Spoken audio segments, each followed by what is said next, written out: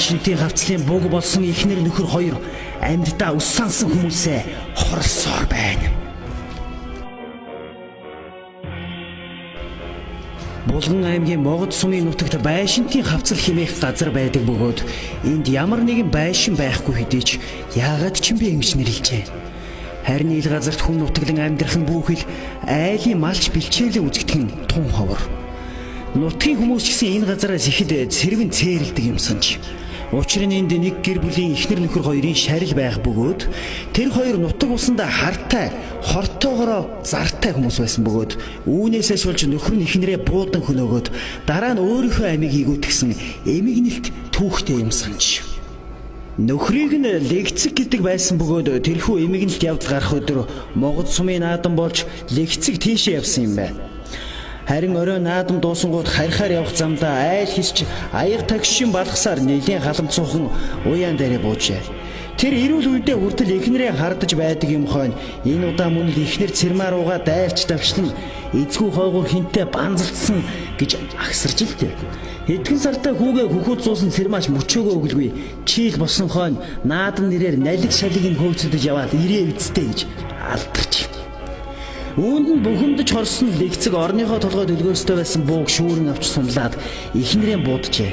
Энэ үед хажуу айлынхан жаал гэрийн гаднаас тэдний хэрүүлийг сонсож зогссон бөгөөд буундуу тасхийн нэгц цочсондоо гэртээ гүн ороод болсон явдлыг хэлж дуусаагүй шахан байтал хүмүүс легцгийн мэгдэн сандран орвол нэгэнт оройтсон байсан бөгөөд хэдхэн сартаа нялх хүрнэ эцэг их хоёрынхоо нэлийсэн цусан донд хутгалтчихсан уйлж суужээ.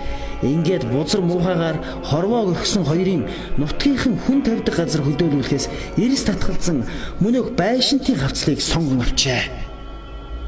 Чухам энэ үеэс хойш байшинтын хавцлын аим шиг эхэлсэн гин. Хооронд нь 2-3 метрийн зайтай оршуулсан эхнэр нөхөр хоёрын сүнс төрлөө ололгүй байшинтын хавцлыг хэрүүл хараал муу хорлол чатхын газар болгон хувирчээ. Цэрмаа цөөнгдөө хоолойтой хүн байсан ба цөөнг хоолойтой бүсгүй хүн аргилдуутай эр хүн хоёр бүжшийн бүрхийгээс үүрингээ тусах хүртэл хэрэлдэх дуу чимээ сонсогдох болсноор барахгүй.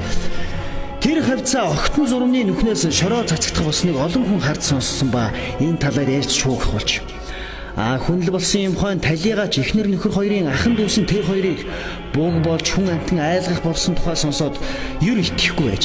Гэсэн ч сүүлдээ амтаа болгон шахуу ярих болсон тул хэр ортой болохыг шалгахаар байшинтын хавцлын ойролцоо машин тэрэгтэй очиж хоноглоод үнэхээр үнэн болохыг нүдээр үзэж чихээр сонсон итгээд лам хард үзүүлэн тэрхүү бууг чөтгөрт амилсан эхнэр нөхөр хоёрын сүнсийг ариутхан аргадаж өгөхийг хүссэн ч цагаа болохоос нааш арилж далд орохгүй юм байна.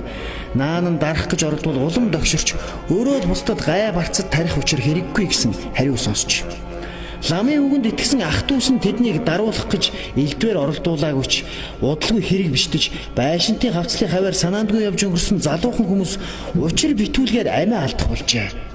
Хамгийн хачирхалтай гэр бүл болоод төдийл удаагүй 2-3 сайхан хос тэрхүү амиа алдагсдын дотор байсан байна. Легцэг цэрмаа хоёрыг таньж мэддэг. Айл сайхалд явсан хүмүүсийн яриагаар бол учир битүүлгээр байшинтын хавцлахад өнгөрсөн хүмүүсийн зарим нь буг болсон эхнэр нөхөр хоёрын амьд байхдаа бие биетэйгээ холбон хардаж хэрүүл хараал хийдэг байсан хүмүүс байжээ.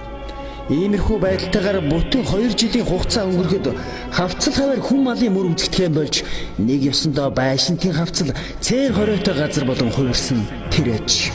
Одоо ч гэсэн тийшээ хэр барагтай бол хүн амьтан зүгэлдэггүй гэх бөгөөд буг болсон эхнэр нөхөр хоёрын хэрүүл хорлол хоёр дарагдаж үгүй болсон эсэх нь тодорхойгүй юм гинлээ.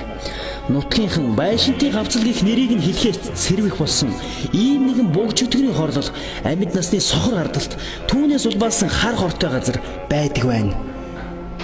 Хардалтыг өвчин гэдэг үстэй. Хардалтаас их юм шалтгаалнаа хүмүүс минь.